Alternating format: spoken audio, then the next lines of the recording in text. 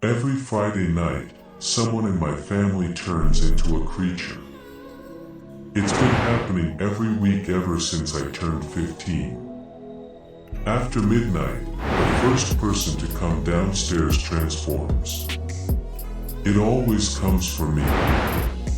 I'm the closest person since I stay in the single bedroom downstairs. Everyone else stays in the rest of the rooms upstairs. The first night it happened, I was scrolling on my phone past midnight, taking a break after finishing my homework. I heard my mom's footsteps come down the stairs but didn't give it much attention. Around this time, it wasn't unusual for her to get a cup of water or clean up things left on the kitchen table. I heard the clink of her cup and the flow of water. Next, a moment of silence, and then another clink when she put the cup down. Then, her footsteps suddenly quickened into a flurry of pitter-patters. Like someone flipped a switch, she was suddenly walking faster than humanly possible. Towards me. I dropped my phone. My mind scrambled to react. Her figure emerged from the door. She looked, well, different, to say the least. Her limbs stretched out on either side of her body, making her arms and legs equal length. The nails on her fingertips elongated to look like claws. Running on all fours, her hair was in thin, long strands, and was black, which differed from its usual brown color. Her back bent in an unnatural way where you can see her spine and shoulder blades pop out when she walked, like the way a lion or a tiger looks when they move. She looked like she was made out of skin and bones, making her regular clothes sagged off of her impossibly skinny new form. I opened my mouth to scream. She lunged at me. The moment she grabbed me, I went still. Pain seared down my arm. My mom, or whatever she turned into, stepped back to analyze me. It took me a second to figure out I wasn't frozen in fear, but just frozen. I couldn't move my body, no matter how much I tried. My mind was panicked, but my body couldn't express it, nor could I cry. The creature walked out of the room. I didn't start moving again until a full 24 hours later. I couldn't eat or sleep, I was just frozen in time. The entirety of Saturday, my family lived on without me. In the afternoon, my sister walked into my room where I still sat. Help me, I thought. Please tell me what is happening. Instead, she turned towards my empty desk chair, greeting me and asking a question. After a moment, she responded to an answer like I was there. I wasn't sure what they were seeing, but it's clear that they were seeing and living with another me living my life for me. When I was released on Sunday a little after midnight, I tried asking my parents about the situation. They told me to stop making up stories. There were large gashes on my arm where the creature had grabbed me. I still have scars there. My family acts like it's always been there.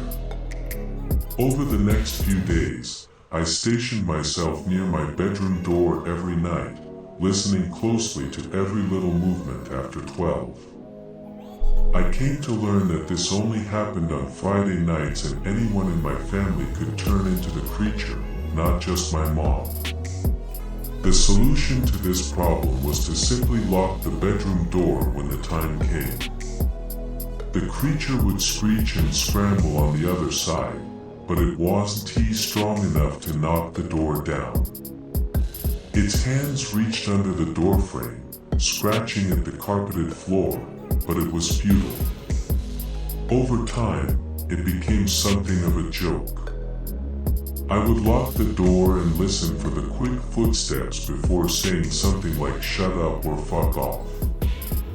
Without fail, it always evoked a loud screech from the creature, and then I would laugh as it crashed against the door. The funny thing was, each one of my family members has a different screech, so I could tell who it was by listening to their vocalizations. Then I would confirm by looking at the hands that reached under the door, which remained unchanged after the transformation despite the nails. This did have downsides though.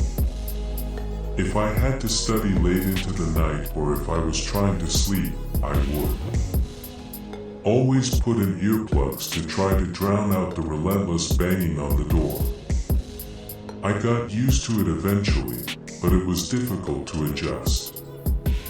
Now, I've finally graduated from high school and am on my way to college. I've dreamed about this for years, about not having to stay on my toes on Friday nights and enjoying it just like everyone else. I met my roommate Emily a few days ago. Everyone was moving into the dorms since school was starting soon.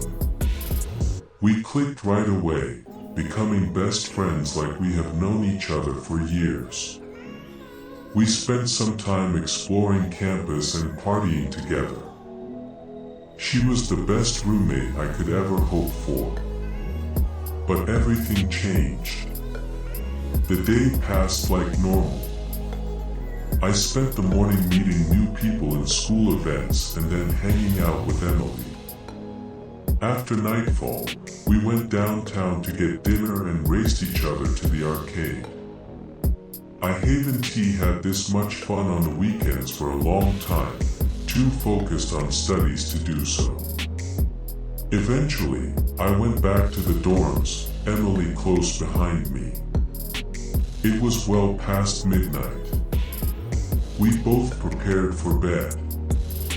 After scrolling on my phone for a few minutes, I laid down to sleep, only to hear scrambling beside me. I turned to see what was going on.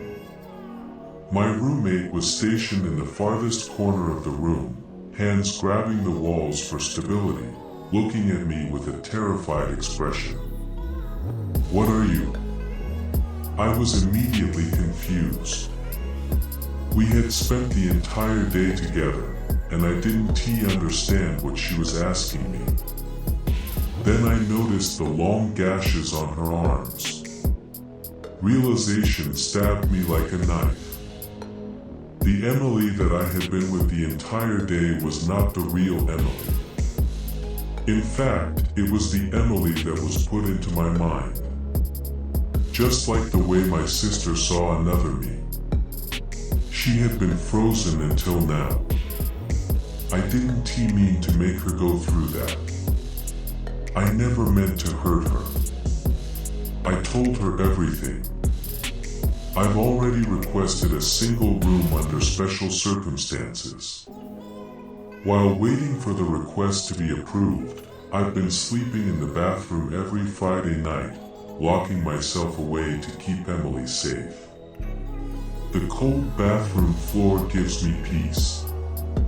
It ensures that I won't be able to hurt anyone ever again, on top of taking a day out of their lives. I'm sure I won't be able to live a normal life now. Maybe it's better if I'm locked up forever.